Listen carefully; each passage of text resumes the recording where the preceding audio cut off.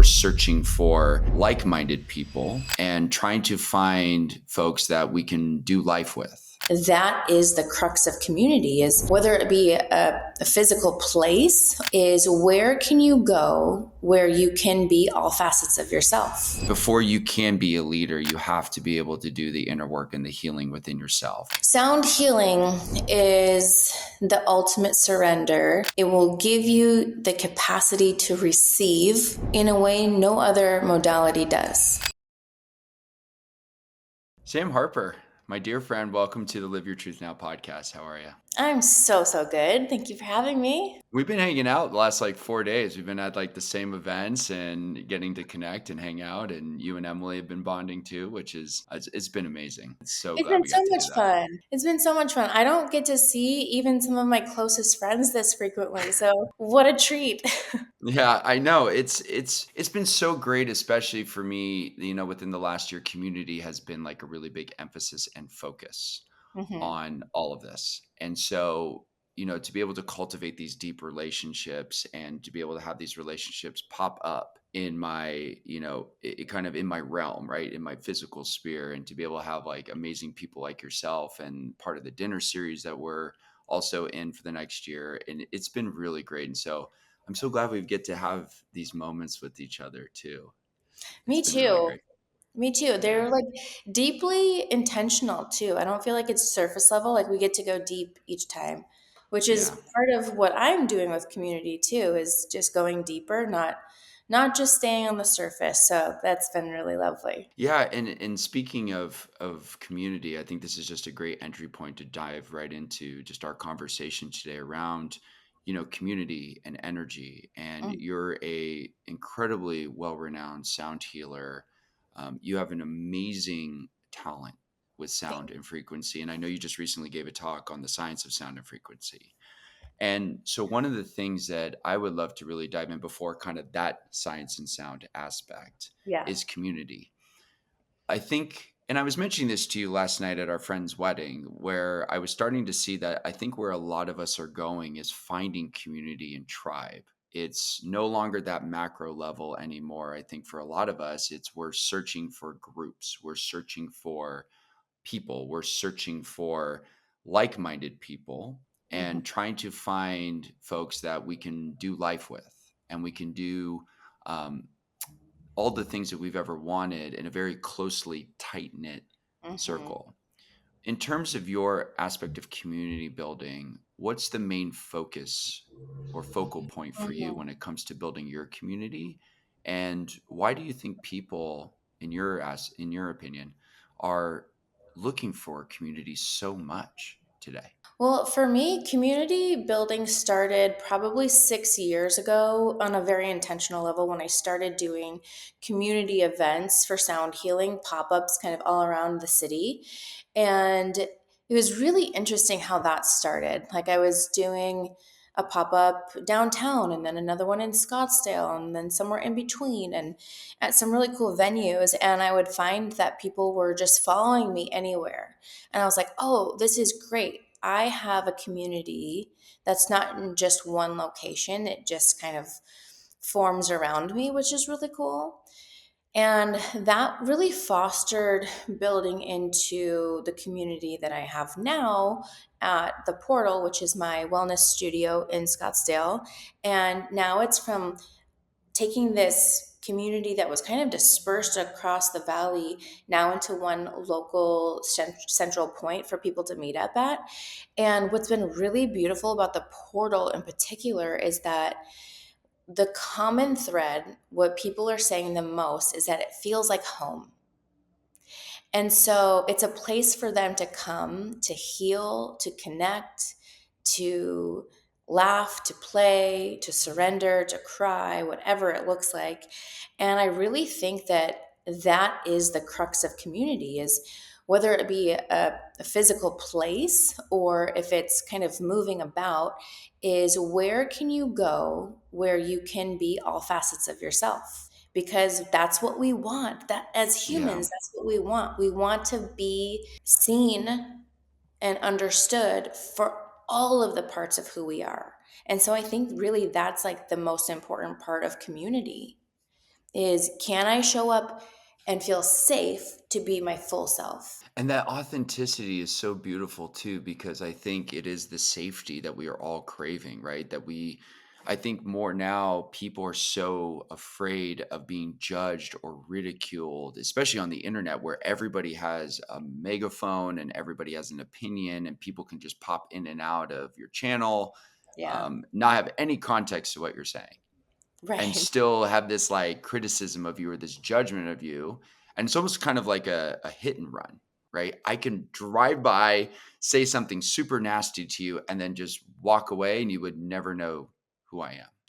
In terms of safety, are you finding that men are wanting the safety just as much as women? Are you finding that women are craving the safety more than men? Is it gender specific, or is it the same all across the board? I think that it's the same across the board. I think we're all wanting that safety.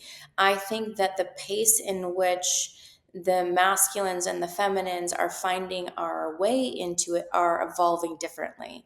So, and I don't think I would be the only one saying this, but the divine feminine has been going through this huge healing journey for, I would say, probably the last 4 years, like very collective, very intentional, kind of coming back into womanhood, allowing ourselves to be soft. Like there was a probably Mm, a year ago, like the soft girl era yeah. where the hyper independence was no longer what we were thriving for. We didn't want to be like the boss babe anymore. Like that's sort of going away, where we can be into the soft. And so we've been on this healing journey for so long, and now I think the men are starting their healing journey of healing that brother wound and that like ultra hyper masculine mode of like what it means to be a provider and be manly and like all this stuff. And so I think the men are like really on their journey too. But I think separately, the communities and the safety is equally as important. And I think equally like thriving towards that. Hmm. With women, you were mentioning that the boss babe era is Mm. kind of dying out or it's dead, you know. Mhm. And I know for any women entrepreneurs out there that are hearing this have been fully embodying that movement for such a long time. It's this female independence, it's this the Yeah. ability to like stand on your own 2 feet. I Mhm. can run a company just as well, if not better, than a man Yeah. who's running a company. And what I'm hearing you say is this evolution of the stepping back and laying back into the feminine energy. Do you find that that was a wounding for people in the feminine, or yeah, I Mm. guess we could say it that way. Was that a wounding for them? Like originally Absolutely. that was an emphasis. Yeah, tell me more about that. Yes, absolutely. I think, we had to fight for having a seat at the table. We had to fight so hard for that. And then once we got it, because that fight required so much of the feminine really being in the masculine, now we've been at the table for a minute. And so now that we're at the table, we're like, okay, hold on. The fight is not our innate being. So I'm Mm, here. How can I be here in my innate being of the feminine to create, to provide in a different kind of way that men provide? We provide vision. We provide leadership of like go get that thing, right? We provide softness. And so I think that's where it's moving. Not that we're not still boss babing, because we absolutely are, but it's in more of a receptive and creative energy and delegating. Like we're not doing it all by ourselves anymore, but we had to do that to get here. And so now I mm. think it's like a reverse engineering of like, okay, we got here. Now, how do we even it out to be in our natural form? What about men and their feminine energy? You were talking about the healing on that Mhm. aspect and the brother energy and the brother when you talk to me about what you're observing on the male side of things with that. Yeah. So I think for the men, that was almost like reverse, right? Like the men weren't allowed to be soft at all. And they weren't allowed to have emotions, and you just had to tough it through. And now I think that the men are really starting to realize, like, oh, I can be in touch with that side of me. And that means I can provide from a place of safety within, not like I'm going to die. It's so Mm, primal for men. I think it's just so incredibly primal, and not understanding of, oh, I can feel and I can still be strong. And so yeah. that's where I think the crossover is starting to form for men of like, no, I can feel into this. That doesn't mean I'm going to go all the way into the feminine energy, because for men and women, if we go too far in either direction, it's not going to work. It's not how the polarities Yeah. work. So, but I think the men are really starting to get in touch with like opening up to one another even, and sharing some of the fears and their concerns of what it means to be a man and what does it mean to be a leading man right now, because Mm, that I think is really changing too. yeah. And then leadership is, it's all encompassing across the board for everybody. I think everybody has a desire to lead in the most authentic way. And Hmm. I think through the lens of healing, which to me is such a great focal point of this part of the conversation and just in your work. I think before you can be a leader, you have to be able to do the inner work and the healing within yourself before you can step in front of a group of people, build community, build tribe, and lean that way. Your work as a sound healer, which I've experienced a couple times, has been some of the most beautiful healing work that I've ever been a part of. And I Yeah. know Emily and I have enjoyed it extensively. But the fascinating thing about the healing part is the space holding necessary for healing. When it comes to somebody who's wanting to embark on that healing journey, what does the process look like for them to get started in doing that deep work or that inner work? And in your experience with your programs and your offerings that you have, how do you guide somebody through the initial phases of that healing that they're ready to embark on with you? Mm-hmm. I think that the people who are ready to lean in don't necessarily know what it is that they need. They Hmm. just know they need something. Hmm. And so, me as a guide, I help create space to lean in to the unknown, which is really scary. Like, we just like to know what's going on at all times, right? We are in a very like controlled environment of wanting to have all the answers. And so for me, it's really providing a place to be messy and to come undone, and to lose all of these identities that we've put on ourselves to mask and protect. And it's like, okay, well, let's take this off layer by layer. Let's get to who you really are. And then from there, we can start doing the work. We really can't do any of the work until we're completely uncovered.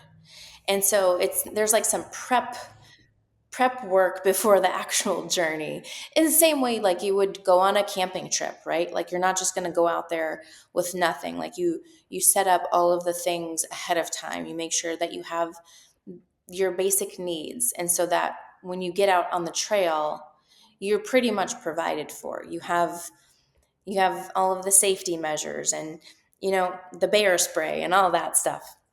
So Yeah. when dangers do come, so this is like your coping skills. So like you're putting on your backpack of the journey, the spiritual journey. Is like, what are the coping skills that you're packing with you? Maybe some of those need to go because they're too heavy or they don't work for you anymore. But there is some preparation work in going into like further depth of the journey. But I think that truly it comes from allowing somebody to feel like they don't have it figured out, and not feel dumb or stupid or behind because they don't have those answers. Hmm. Man, that brings up a lot for me too, because I think that's where the vulnerability piece of like questioning, our own path and our own truth comes up and being judged for it if we were to share how we authentically feel. Hmm. When someone comes to you, and we've talked about intuition, and we've talked about, channeling and guidance and receiving like, source of truth, whatever that may Yeah. be to you.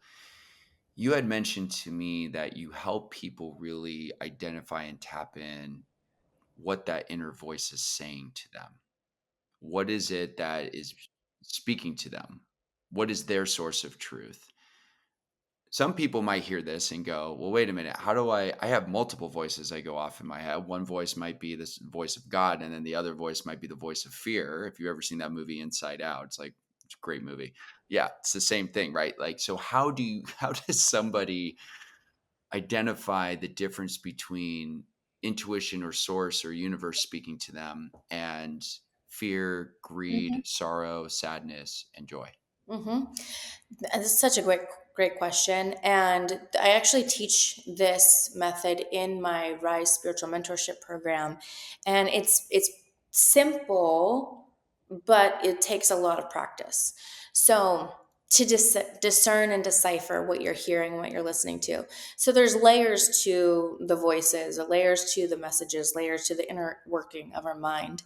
So first there is the more acute, like what's happening right now, what fear is coming up right now, what emotion is coming up right now. And so we can allow that to filter through, almost like going through your liver, right? Like allow those thoughts to filter through, get them out so that the real messages can then come.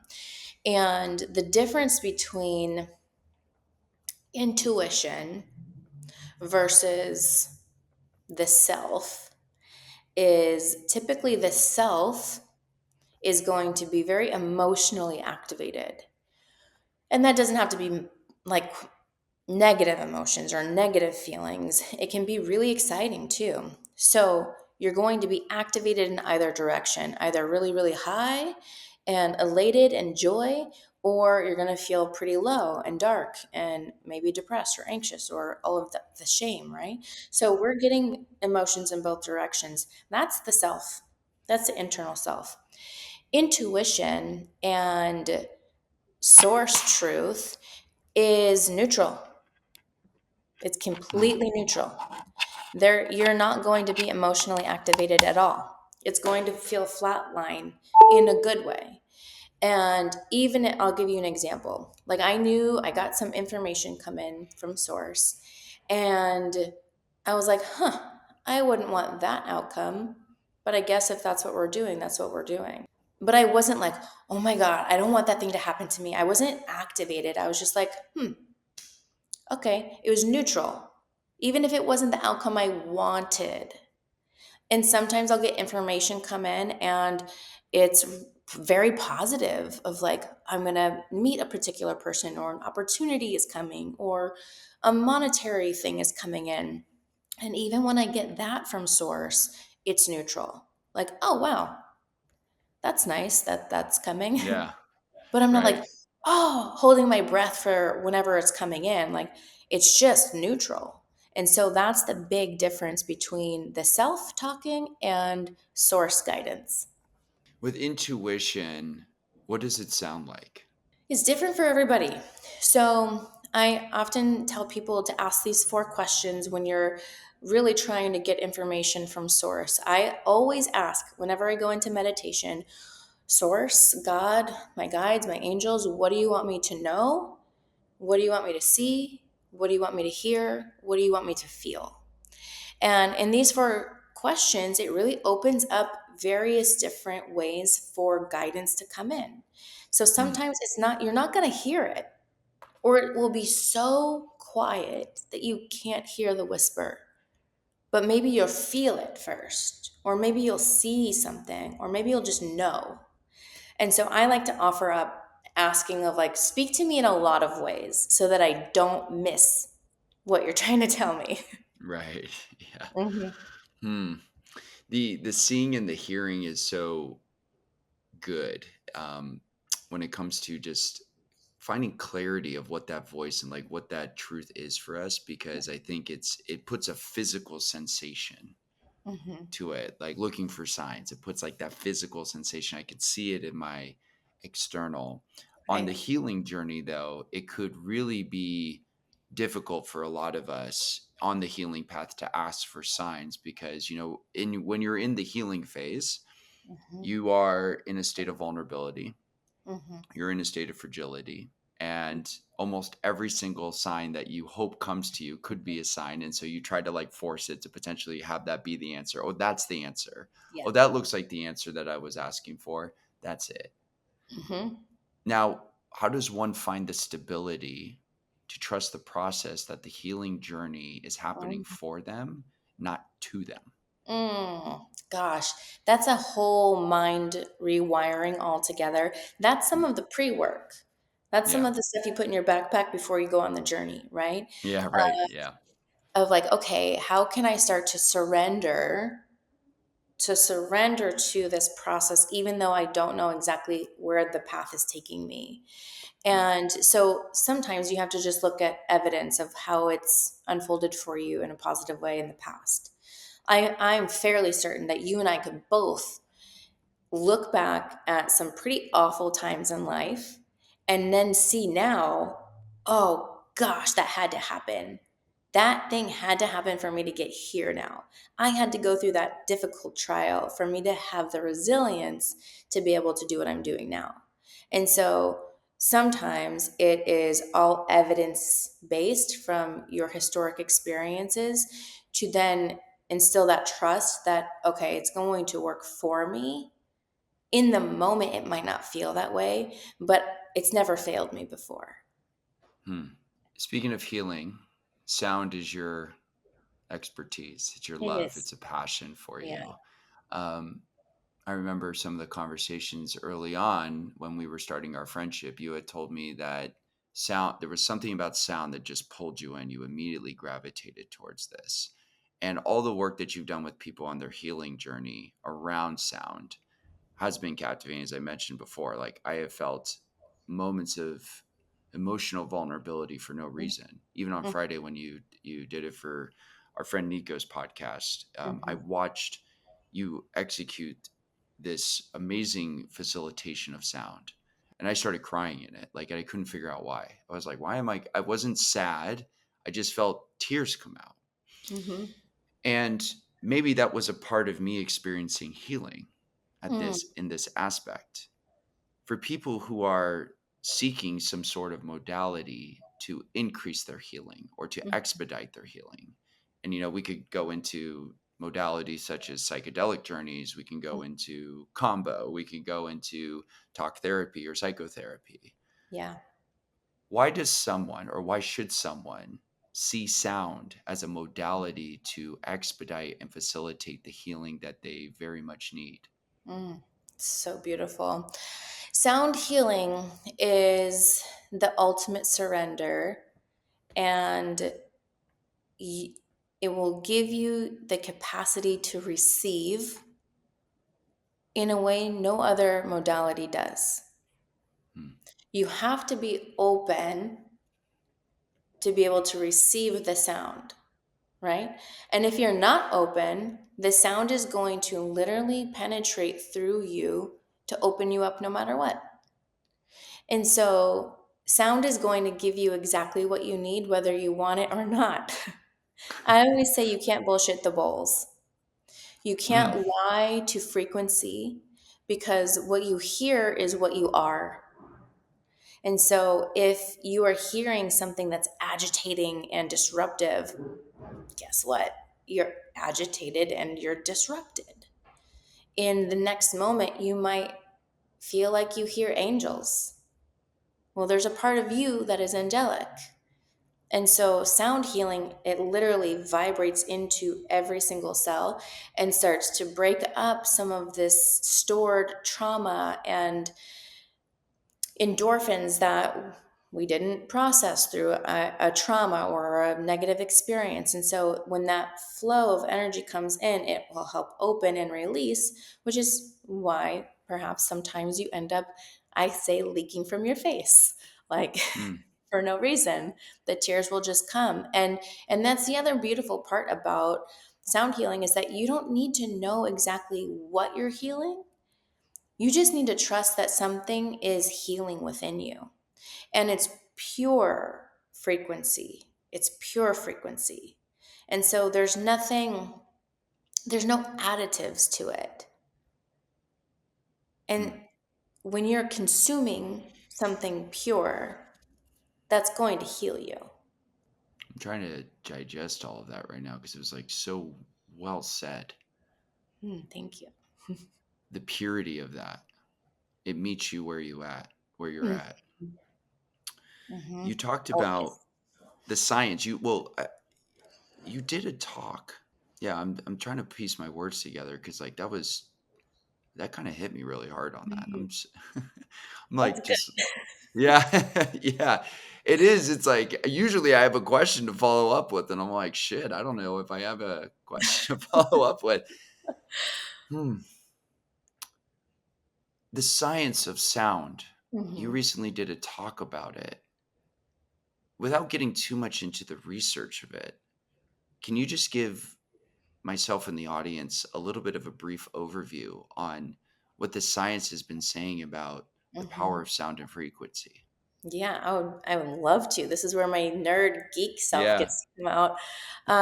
So Albert Einstein said it best. He said, "The future of medicine is frequency medicine." And then he went on to postulate about how we are all just energy. And if we want a specific reality, we must meet that frequency. And then there is no other choice but that reality to come into existence. And we are energetic beings. And so we have so much power. And like Albert Einstein was saying this stuff Mhm. back before it was trendy. I love actually that sound healing is becoming trendy now because we need more of it. We need more facilitators. We need more of Yeah. this medicine out in the world. But none of this is new. And even before Albert Einstein, I mean, we could go really deep into like ancient Egyptian times and how there were sound chambers in the pyramids that helped heal the vibration, like bring the vibration of these pyramids to such a high frequency, which is why they're so sacred. There's just so much behind it, but also quantum physics talks so much about frequency and how sound waves penetrate through anything, and we're all made up of atoms, and so we're just a bunch of vibrating particles, and so of course sound is going to be able to penetrate through that. It breaks through barriers unlike any other medicine. Do you find that people should prioritize sound when it comes to processing trauma over other modalities? How should somebody be thinking about incorporating sound with any sort of current practice that they have if they're going through a season of Mhm. trauma showing up? I have healing work I need to do. I am ready to grow and evolve into the higher version of myself. And sound sounds like to me like such a cool thing I can incorporate on top of my meditation, cold plunge, even Mhm. with my therapist. Should people be swapping it out one for another? Should it be Mhm. seen as a supplement? How would you go about recommending somebody start in a sound healing practice? Yeah. So I think that it really kind of depends on your makeup, right? But Mhm. I did give a protocol. I gave this talk yesterday and I was like, let me just save you the copay with your doctor and give you a protocol of how this healing can affect you and help shift some major things in your life. And it being to be on a frequent consistent sound healing practice of twice a week for the first 3 months. And this will help regulate the system. So I think that there's so many other amazing modalities too that I think all complement one another. But let's just say like somatic breathwork, for instance, that one is very active. It requires a lot of effort for the person participating in it. And it's actually pretty dysregulating for the nervous system. And so I think it's an amazing practice. I do it all the time too. But if you're already super dysregulated, that might not give you what you want, which is a calm Mhm. nervous system to be able to relax and receive and surrender.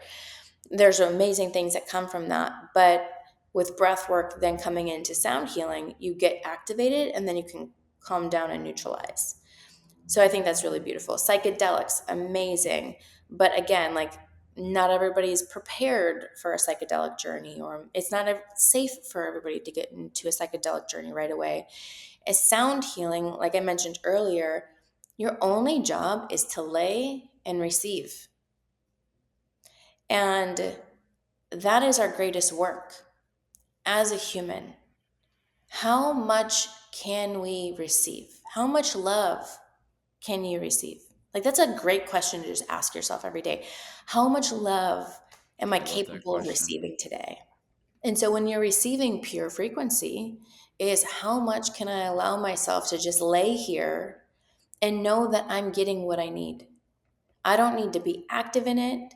I don't need to do something.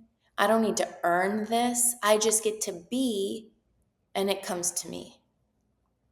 So you're not working your way, you're not efforting your way through healing with sound. You're allowing the healing to come to you. Hmm. And I love that question. I think that's a really beautiful way of starting your journey. That how much love can I receive when Mhm. so many of us are focused on giving and giving Mhm. and trying to provide value. You see this a lot in with you see this a lot online with people who are starting businesses and this formulaic approach to I just want to give value. I want to like just Yeah. always focus on just giving more than I'm receiving. And I think this opposite aspect of how much can I receive when it Mhm. comes to not business, so to speak, but for just love, for Yeah. the purity of community and relationships and all the things that we discussed today, is to talk about love Mhm. in that. Why do you think so many people have such a hard time receiving love? Mm. Gosh, there's so many different variables to that, right? So I think it kind of boils down to feeling worthy. Yeah. I am worthy enough to receive this amount of love, or I'm worthy enough to receive this amount of love. Or our worthiness is dependent on how much we think we are lovable.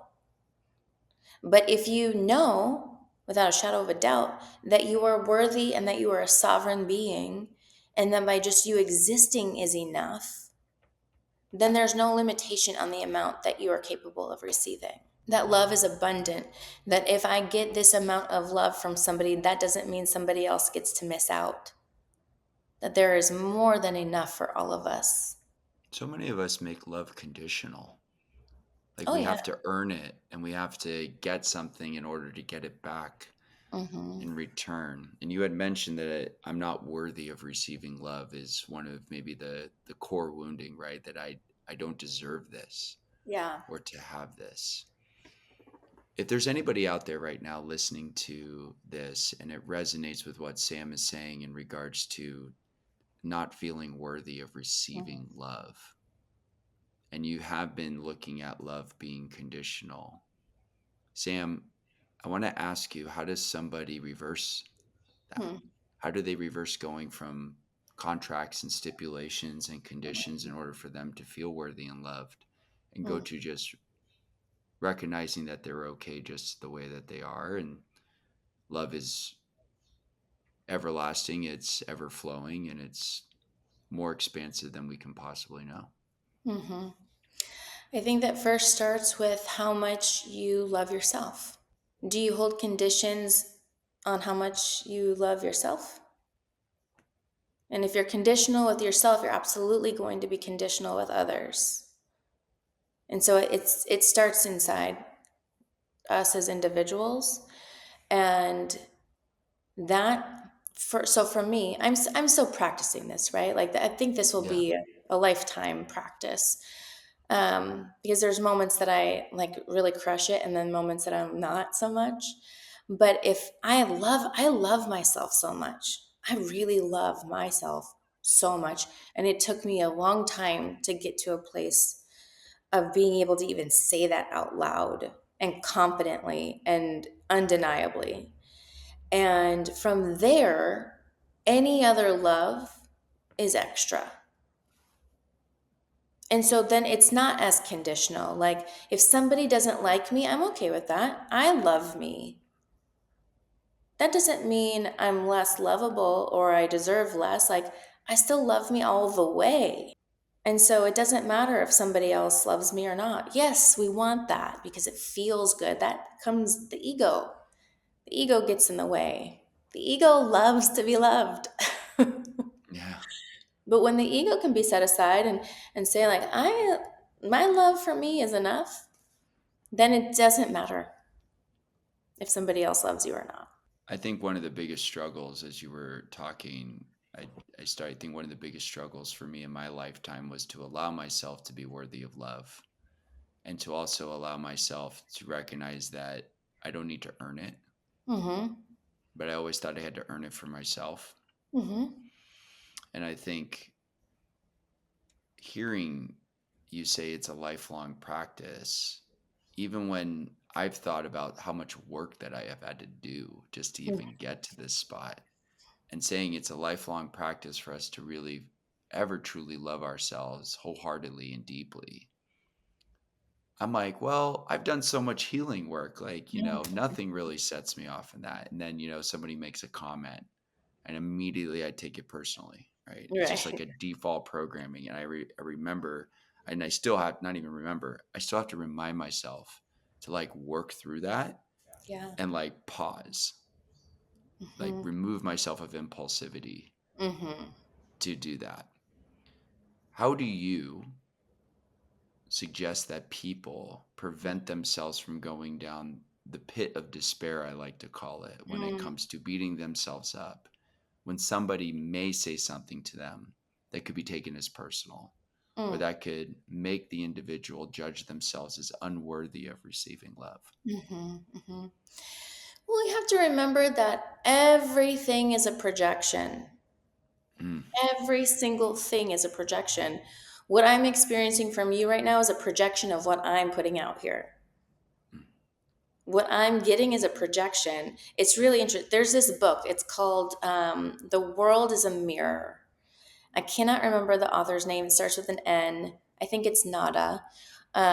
It's a book about manifesting, but the first two chapters are really brilliant about really discussing how the world around us is just a projection of what we're making it. Every character in our story is just a projection, and how to play with that and how to manipulate, and not manipulate in a bad way, but manipulate how those interactions are. And so when we take things personal, it's because we think we did something wrong. But really, it's if we can remember, like, oh, I have no idea what this person's going through. I don't know if they didn't get a good night's sleep, if they're, grieving something, if they have something personal going on in their life, if they're hungry, if I don't know. And whatever happened, whatever they projected onto me, I don't have to claim that as mine. I don't have to own that. And so we just have to remember that it's all a projection. We're all just projecting onto each other. yeah. I love that. I love that aspect of the world as a mirror. I Hmm. really like that. It does make you kind of think about all the trials and tribulations that you go through in your life, Yeah. where it all started. Like perception is reality, Hmm. that whole entire thing. Yeah, it really is. Yeah. Sam, we're coming to the end of the episode. I feel like we could talk for another hour, At least. at least. But we'll have to save that for another time. I'd love to have you back on. As you know, for our guests, and before I even get into that, thank you. Thank you for just Yes. your wisdom and your love, and just for coming on and just being your true authentic self and just sharing with us the power of sound, recognizing where self-love and healing starts. Mhm. And if anybody is in Scottsdale, Arizona, please go to the portal, check out one of Yes. Sam's classes. It's absolutely phenomenal. And Sam, with that being said, and just giving you gratitude in this moment Thank for you. just your time today, we ask every single guest on the show what their definition is of living their truth. So, Mhm. what does it mean to you, Sam, to live your truth now? Mm. For me, it's being as present in the moment as possible because that is the only truth that I have right now. And if I'm having a not so stellar day, I'm not going to pretend like I'm having a great day. People might say like, "Hey, how are you today?" I'm like, not my favorite day, Yeah. but it's okay. But I'm not going to pretend like it's something that it's not. And if I can show up that way, it gives other people to show up and have permission to be exactly who they are too. And so the truth is right now in this moment. So it's presence and awareness of the right now. That's so good. Mm. What a way to end today. Thank you. It, Thank you so much for having me. of I can't course. wait for more of these discussions to unfold. And I hope that your listeners really get something juicy out of this, if not anything else, but to love themselves. Mm. Those are amazing words I'll have to take with me today as well. And Mhm. Sam, thank you again for your time and for your energy today. Much appreciated, my friend. You are so welcome. Thank you. And thanks to all of you for tuning into this week's episode of Live Your Truth Now. If you like what you heard, go ahead and give us a follow on Apple, Spotify, or wherever you get your podcasts. You can also watch other episodes of the Live Your Truth Now podcast on the Live Your Truth Media channel, YouTube channel. This is Mike Lagori. I'll see you next week. Take care.